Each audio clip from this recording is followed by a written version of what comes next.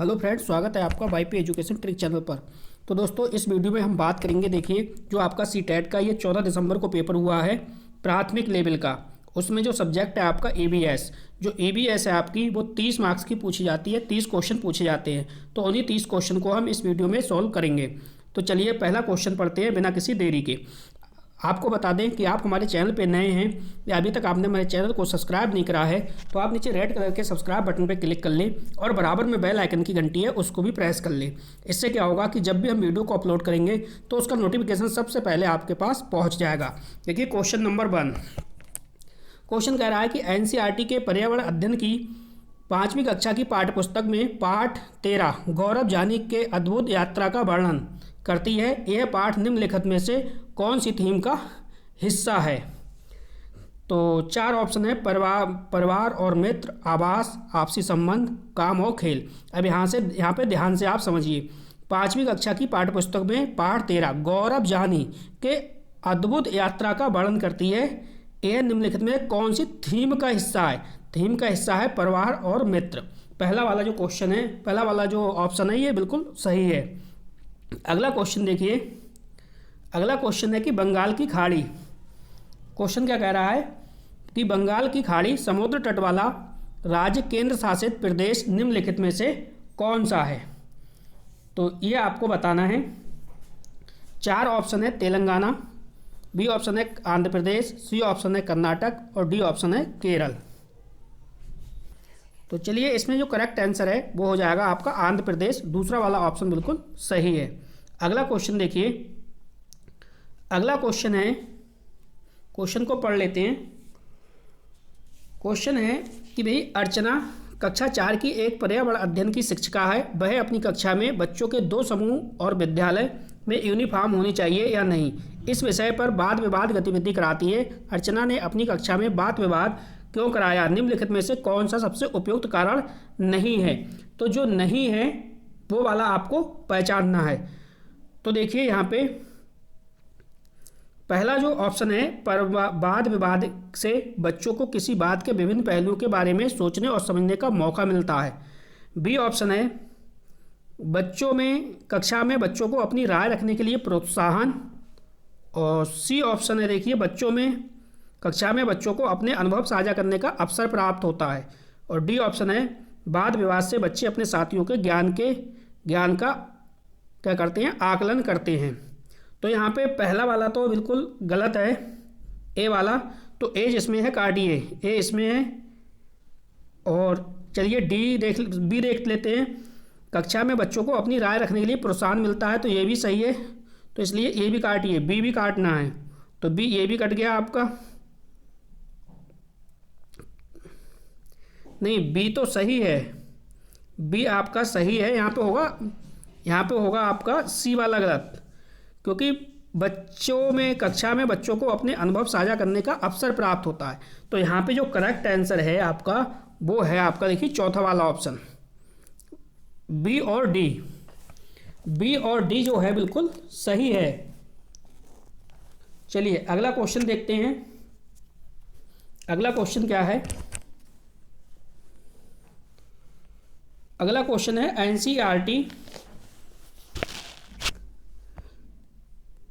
NCERT की पर्यावरण अध्ययन की पाठ्यपुस्तक के अध्याय 4 में खाए आम 12 महीने में आम पापड़ बनाने की कहानी है, ताकि न सिर्फ प्रक्रिया और तकनीकी को बच्चे समझे बल्कि पकाने और संरक्षण के कौशल को भी सहारा सकें। राष्ट्रीय पाठचर्या की रूपरेखा 2005 के अनुसार इस पाठ के माध्यम से एबीएस पढ़ाने का कौन सा सामान्य उद्देश्य प्राप्त किया जाता है? तो इसमें से जो करेक्ट आंसर है देख लेते हैं। इसका राइट आंसर क्या है? कह रहा है कि अमूर्त के स्थान पर अपने अनुभवों के पहलुओं से जुड़े अवलोकनों और उदाहरणों की सहायता से समझ का। अगला देखते हैं, आम पापड़ किस प्रकार से बनाया जाता है, इसकी समझ विकसित करना है। सी है, किसी वस्तु को बनाने में कितनी श्रम की जरूरत होती है, इसकी व्याख्या करना। डी ऑप्शन है, प्राकृतिक परिवेश से किस प्रकार की विभिन्न वस्तुएं बनाई जा सकती हैं, इसकी चर्चा करना।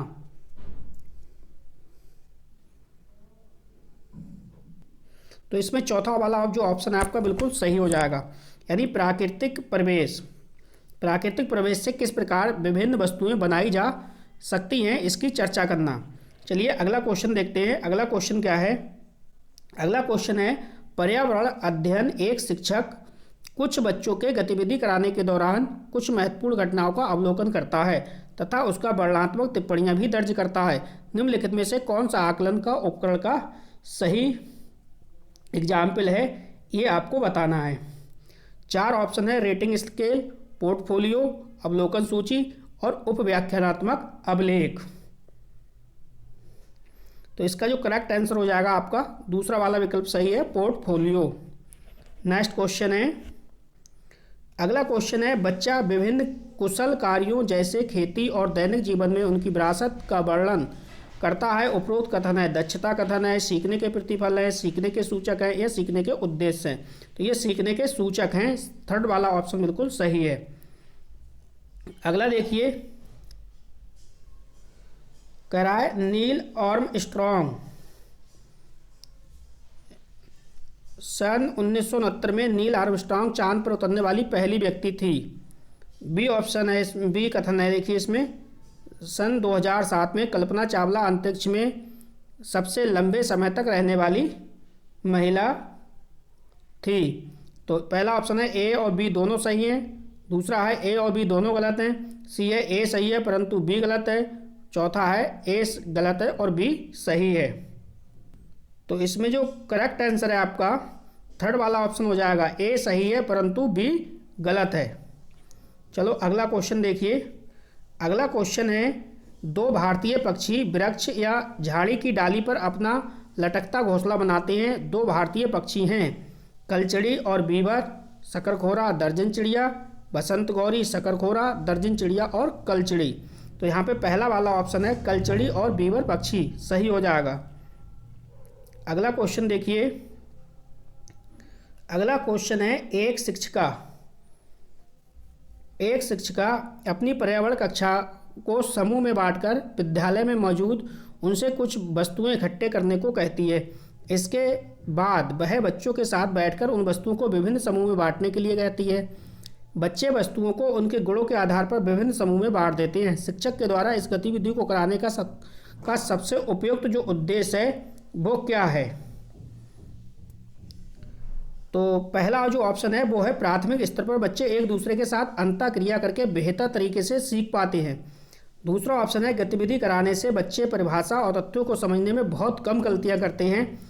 थर्ड ऑप्शन है गतिविधि बच्चों में सीखने के अन्य पक्षों की तुलना में संज्ञानात्मक पक्षों को काफ़ी हद तक मजबूत करती हैं।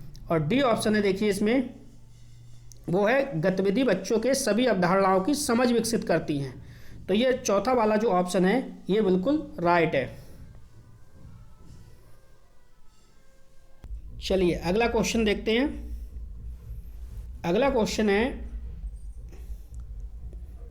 मोहन कक्षा 5 का एक पर्यावरण अध्ययन का शिक्षक है। वह अपनी कक्षा में निम्नलिखित गतिविधि को श्यामपट्ट पर लिखता है। अपने माता पिता और दादा दादी के समय पानी की उपलब्धता के बारे में पता करे और उसकी वर्तमान स्थिति से तुलना करे। उपरोक्त गतिविधि के लिए निम्नलिखित में से कौन सी सबसे उपयुक्त रणनीति है? पहला है चर्चा करना, दूसरा है साक्षात्कार, तीसरा है भूमिका निर्वहन, चौथा है परियोजना। तो यहाँ पे जो करेक्ट आंसर है वो हो जाएगा परियोजना। चलिए अगला क्वेश्चन देखो। पर्यावरण अध्ययन की रचनावादी कक्षा में निम्नलिखित में से कौन सी क्रिया नहीं होती दिखाई दे रही है? तो पहला ऑप्शन जो है वो देखिए, बच्चे ठोस वस्तुओं पर क्रिया करके सीखते हैं, बच्चों के अनुभव को सम्मान दिया जाना चाहिए, या बच्चे सिर्फ जाने पहचाने सवाल हल कर रहे हैं, बच्चे अवधारणाओं के बीच नई नई कड़ियों को जोड़ने में अपना अनुभव प्रयोग कर रहे हैं। तो करेक्ट आंसर आपको बताना है। तो यहाँ पे जो करेक्ट आंसर हो जाएगा वो है बच्चे सिर्फ जाने पहचाने सवाल हल कर रहे हैं। नेक्स्ट देखिए अगला क्वेश्चन। अगला जो क्वेश्चन है वो है हाथियों से रिलेटेड है। देखिए कह रहा है भाई, हाथियों के झुंड में केवल हत्तियां और बच्चे ही रहते हैं। हाथी 14-15 साल बाद झुंड छोड़ देती है और अकेले रहती है। तो पहला ऑप्शन है दोनों अभिकथन तथा कारण सही हैं एवं कारण अभिकथन की सही व्याख्या करती है। तो पहला ही ऑप्शन यहाँ पे बिल्कुल सही है। अगला क्वेश्चन देखो,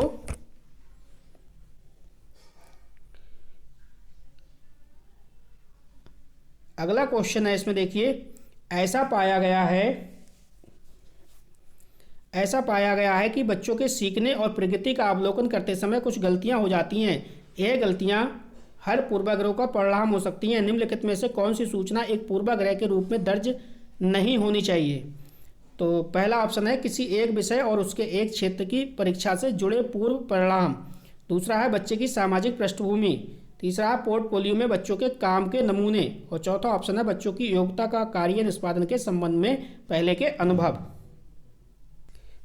तो यहाँ पे जो करेक्ट आंसर है वो हो जाएगा किसी एक विषय और उसके किसी एक क्षेत्र की परीक्षा से जुड़े परिणाम। नेक्स्ट क्वेश्चन, अगला क्वेश्चन है एक व्यक्ति मृत सागर यानी खारी झील में नहीं डूबेगा भले ही वह तैरना ना जानता हो। इसकी वजह समुद्र के पानी का घनत्व उच्च घनत्व है, समुद्र के पानी का निम्न घनत्व, समुद्र के पानी का ना उच्च ना निम्न, समुद्र के पानी की मात्रा। तो करेक्ट आंसर आपको इसमें बताना था। करेक्ट आंसर इसका क्या हो जाएगा? तो यहाँ पे देखिए पहला वाला जो ऑप्शन है बिल्कुल सही है, समुद्र के पानी का घनत्व उच्च घनत्व। अगला क्वेश्चन देखो, अगला क्वेश्चन है कथन 1 और कथन 2 को ध्यान से पढ़िए। एनीमिया के कारण बच्चे ठीक से बढ़ नहीं पाते और उनमें फुर्ती भी कम हो जाती है। नेक्स्ट है इसमें देखिए, एनीमिया बच्चों की शारीरिक और दिमागी तंदुरुस्ती पर असर डालती है। तो सही कथन चुनना है। सही कथन क्या होगा?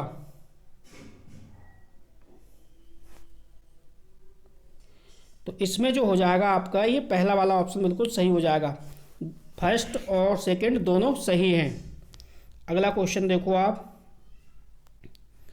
अगला क्वेश्चन है आपका एक व्यक्ति ने,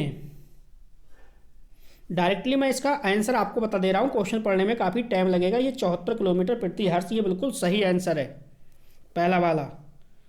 अगला देखो, अगला क्वेश्चन है आपका जिन बकरियों के बालों से मुलायम पश्मीना शॉल बनाए जाते हैं वे लगभग 5000 मीटर ऊंचाई में पाए जाते हैं जहां बहुत सर्दी पड़ती है। चारों ऑप्शन आपको दिखाते हैं। आर है इतनी सर्दी से बचने के लिए बकरियों के शरीर पर गर्म बालों के परत उगाते हैं। तो इसमें से कौन सा करेक्ट है ये आपको बताना था। तो यहाँ पे आपका जो पहला वाला ऑप्शन है ये बिल्कुल राइट है। ए और आर सही है। ए की सही व्याख्या करता है। अगला क्वेश्चन देखो, अगला क्वेश्चन है जैव मात्रा एवं जीवाश्म ईंधन दोनों ऊर्जा के परंपरागत स्रोत हैं। और आर है पारंपरिक स्रोत वे हैं जिनका स्वभाव नवीकरणीय होता है। तो यहाँ पे जो करेक्ट आंसर है वो आपको बताना है।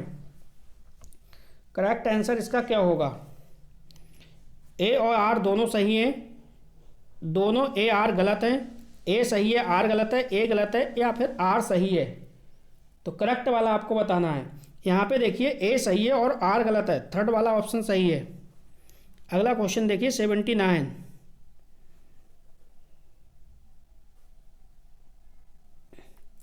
थोड़ा सा जूम करते हैं। देखिए 79 क्वेश्चन कह रहा है यहाँ पे, सिद्धि एक कक्षा 4 की शिक्षिका है। वह अपनी कक्षा के बच्चों को NCERT के पर्यावरण अध्ययन की पाठ्यपुस्तक पाठ 10 हूँ तू तू पढ़ाने के लिए सभी बच्चों को वह खेल के मैदान में ले जाकर कबड्डी खेल खिलाती है। खेल कूद से पहले वह सभी बच्चों को इस खेल के नियम भी बताती है। शिक्षिका इस खेल को खेलने से पहले बच्चों को नियम क्यों क्या हैं? निम्नलिखित में से कौन सा सबसे उपयुक्त कारण हो सकता है? तो देखिए यहाँ पे हम आपको डायरेक्ट आंसर बता दे रहे हैं। ए और डी वाला सही ऑप्शन है, ए और डी। थोड़ा सा टाइम लगेगा यहाँ पे, इसलिए हम आपको डायरेक्ट आंसर बता रहे हैं। इसका देखो डायरेक्ट जो आंसर बता रहे हैं आपको, बिहू और असम बिल्कुल सही है। अगला क्वेश्चन देखिए, अब देखो ठंड वाला है ये। ठंड के मौसम में छिपकलियाँ लंबी और गहरी निद्रा में चली जाती हैं। ठीक है, और बी ऑप्शन है कुछ ऋतुओं में कुछ जानवर लंबी गहरी निद्रा में चले जाते हैं। तो यहाँ पे पहला वाला ऑप्शन सही है, ए और बी सही है, बी ए की सही व्याख्या करता है। चलो अगला क्वेश्चन देखिए, 82 नंबर क्वेश्चन है, आज भारत में 10 AM समय है, आज ही में लगभग मध्याह्न है। तो ये जापान सही हो जाएगा, यहाँ पे क्या हो जाएगा, जापान। ठीक है, अगला क्वेश्चन देखिए, निम्नलिखित में से कौन सा समूह केवल तत्वों से बना है, केवल तत्वों से बना है। तो आपका जो करेक्ट आंसर है इसमें वो हो जाएगा टिन, लिथियम और सोडियम, चौथा वाला, टिन, लिथियम और सोडियम, चौथा वाला। देखिए अगला क्वेश्चन देखो,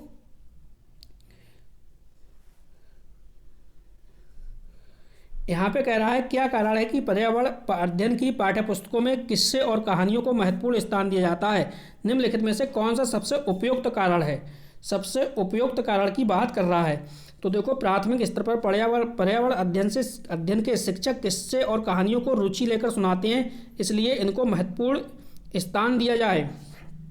कुछ हद तक गलत है, ए जिसमें है वो काटिए, इसके साथ भी गलत है, ये भी गलत है। अब देखते हैं अगला, बच्चों को पर्यावरण के से संबंधित मुद्दों के प्रति संवेदनशीलता विकसित करने के लिए अक्सर किस्से और कहानियों का इस्तेमाल महत्वपूर्ण माना जाता है। ए भी दोनों काटिए, तो यहाँ पे हो जाएगा आपका सी और डी। अगला देखिए, नेक्स्ट है, गाय के आगे के दांत छोटे और पीछे के दांत चपटे और बड़े होते हैं, ऐसा क्यों होता है। तो क्रमशः घास काटने और चबाने के लिए, पहला वाला ही ऑप्शन यहाँ पे बिल्कुल सही है। अगला क्वेश्चन देखो,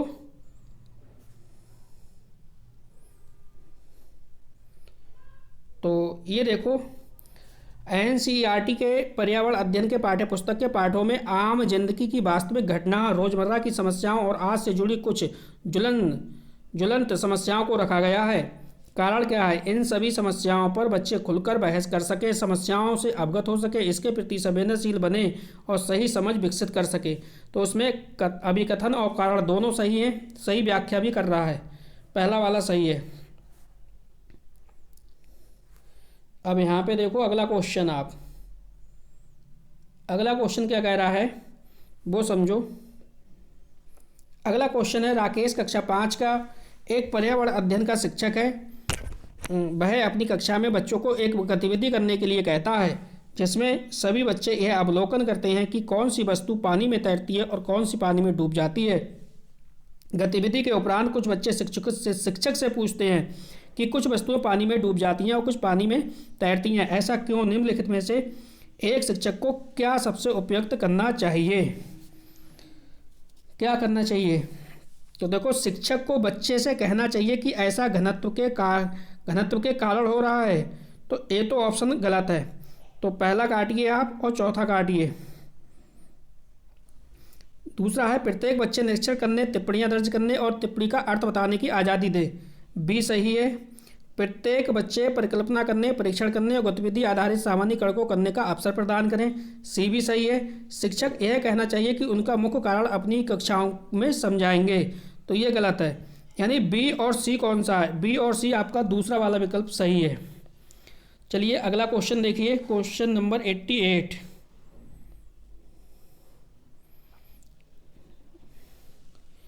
तो इसमें देखते हैं, क्वेश्चन कह रहा है कि पर्यावरण अध्ययन का पाठचर्या थीम पर आधारित है और प्रत्येक थीम अंतर संबंधित है। ये तो अभिकथन बिल्कुल सही है। पर्यावरण अध्ययन के पाठचर्या को थीम आधारित रखने का सबसे मुख्य कारण है, इससे हर थीम की गहरी समझ बनती है और हर थीम की शुरुआत सवालों से होती है। तो भाई इसमें जो करेक्ट आंसर है, अभिकथन तो सही है लेकिन कारण गलत है। अभिकथन सही है और कारण असत्य है। ये वाला थर्ड वाला ऑप्शन इसका सही है। अगला क्वेश्चन देखो